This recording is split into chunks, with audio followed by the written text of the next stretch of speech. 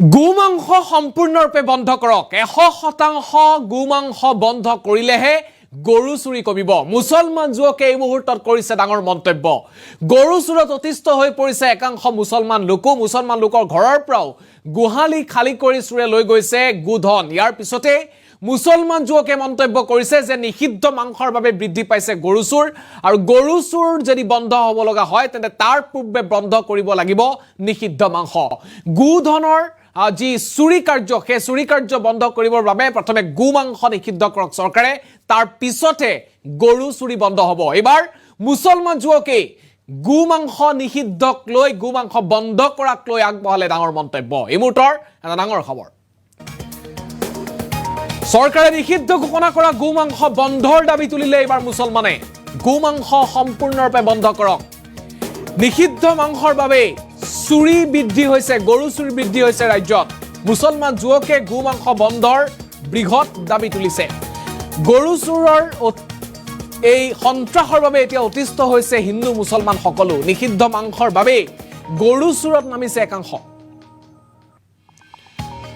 গৰু চুৰিক লৈ আৰক্ষীৰ বিৰুদ্ধেও বিস্ফোৰক অভিযোগ আনিছে যুৱকে আৰক্ষীয়ে কোনো ধৰণৰ ব্যৱস্থা গ্ৰহণ নকৰাৰ অভিযোগ গৰু চুৰৰ বিৰুদ্ধে জিন্নাউদ্দিন আহমেদৰ ঘৰত ৩টা গৰু চুৰি হোৱাক লৈ মন্তব্য কৰিছে যুৱকগৰাকীয়ে জিন্নাউদ্দিনৰ ঘৰত গৰু চুৰি কৰা হৈছে ৩টাকৈ গোধন ইতিমধ্যে চুৰ কৰি লৈ গৈছে অতি দৰিদ্ৰ জিন্নাউদ্দিনৰ এতিয়া এক প্ৰকাৰ পানীত হাঁহ নচৰা অৱস্থাৰ সৃষ্টি হৈছে তিনিটাকৈ গোধন আছিল আৰু গোহালিৰ প্ৰায় নিশাৰ সময়ত চুৰে সুযোগ বুজি গৰুলৈ উদ্ধাৰ হৈছে আৰু ইয়াৰ পিছতে মুছলমান যুৱকে মন্তব্য কৰিছে যে নিষিদ্ধ মাংস গোমাংস সম্পূৰ্ণৰূপে বন্ধ কৰি দিয়ক নিষিদ্ধ মাংস বন্ধ কৰিলেহে অসমত গৰু চুৰ কমিব আমাৰ অঞ্চলত গৰু চুৰ কমিব এই মুহূৰ্তত হে মুছলমান যুৱকে কি মন্তব্য কৰিছে আমি প্ৰথমে দৃশ্যখন দেখুৱাই ল'ম কিদৰে গোহালি খালি কৰি জিন্নাউদ্দিনৰ এইখন বাসগৃহত হালবাৰীত এইদৰে চুৰৰ চাফা অভিযান চলিছে বইটামাৰীৰ আমি এই মুহূৰ্তত দৃশ্য দেখুৱাইছোঁ আৰু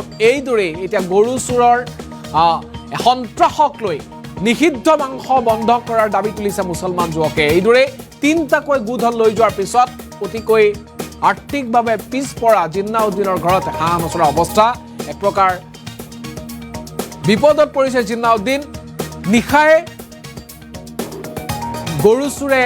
গৰু চুৰি কৰি লৈ গৈছে গোধন বৰ্তমান অৱস্থাত লৈ গৈছে সম্পূৰ্ণৰূপে গোহালি খালী আৰু ইয়াৰ পিছত মুছলমান যুৱকে কি মন্তব্য কৰিছে শুনক সেইটোতো 100% কাৰণ এইটো গোমাংস যদি বন্ধ হয় আমাৰ এই অঞ্চলত আমি মানে সেই গৰু চুৰিৰ পৰা অলপ মুক্ত হ'ব বুলি আশা কৰিছোঁ খুৰাৰ জিন্না আলী আহমেদ তেখেতৰ গৰু আজি ৰাতি 3টা হেৰালে মোটামুটি অনুমানিক 12:30মান বজাত পিছত আমি 1টামান বজাত আমি গম পাই আমি চাৰিওপিনে বিচাৰ প্ৰচাৰ কৰিলোঁ যদিও আমি গৰুখিনি মানে বিচাৰি নাপালোঁ আমি তাৰপিছত আমি পুলিচ প্ৰশাসনৰ লগত আমি যোগাযোগ কৰিলোঁ কিন্তু যিখিনি পুলিচ প্ৰশাসনৰ পৰা আমি সঁহাৰি পাব লগা আছিল সেইখিনি আমি সেই হিচাপত আমি পোৱা নাই আমাৰ মানে পুলিচ প্ৰশাসনৰ ওচৰত এটাই অনুৰোধ আপোনালোকে অলপ আমাৰ দুখীয়া ৰাইজৰ ফালে অলপ চাওক আমাৰ খেতি কৰা মানুহ যিজন মানুহৰ গৰু আজি হেৰাল সি অত্যন্ত দুখীয়া মানুহ সি খেতিৰ ওপৰত নিৰ্ভৰ তাৰ আজি যে গৰু হেৰাল সেই হেৰোৱাৰ পিছত এতিয়া আমাৰ অলপ কেইদিন পিছত ধান ৰোৱা আহি আছে আমাৰ শালি খেতি সেই মানুহজন কি কৰিব এনেকুৱা কিছুমান মানে বহুত হৈছে যোৱা মঙ্গলবাৰে আমাৰ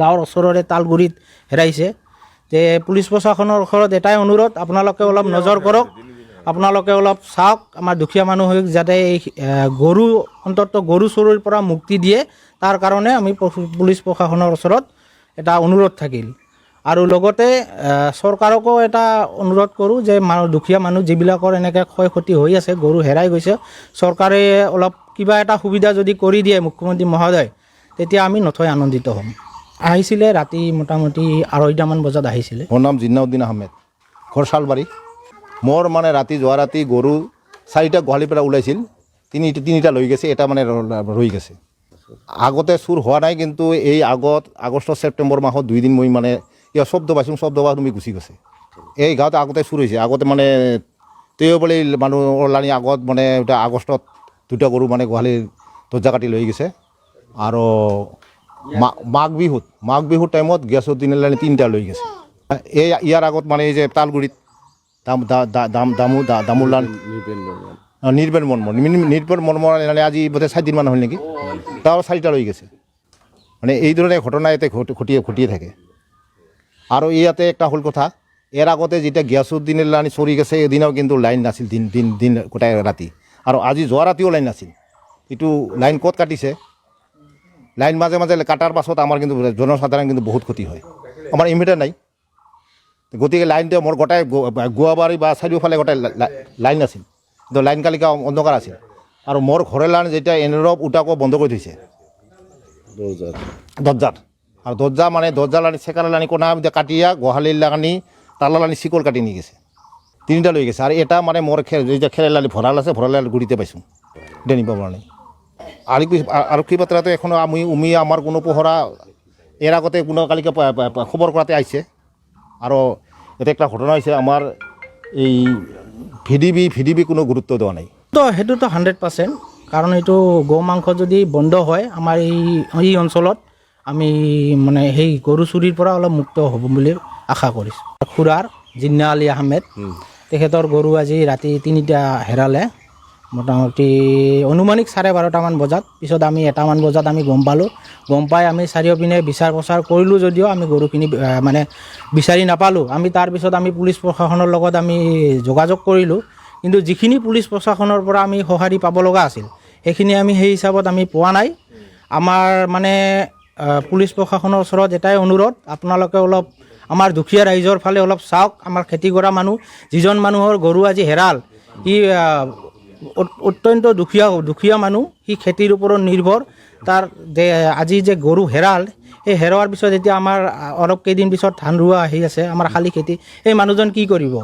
এনেকুৱা কিছুমান মানে বহুত হৈছে। যোৱা মঙলবাৰে আমাৰ গাঁৱৰ ওচৰৰে তালগুৰিত হেৰাইছে। যে পুলিচ প্ৰশাসনৰ ওচৰত এটাই অনুৰোধ, আপোনালোকে অলপ নজৰ কৰক, আপোনালোকে অলপ চাওক, আমাৰ দুখীয়া মানুহক যাতে এই গৰু অন্তত গৰু চুৰিৰ পৰা মুক্তি দিয়ে, তাৰ কাৰণে আমি পুলিচ প্ৰশাসনৰ ওচৰত এটা অনুৰোধ থাকিল।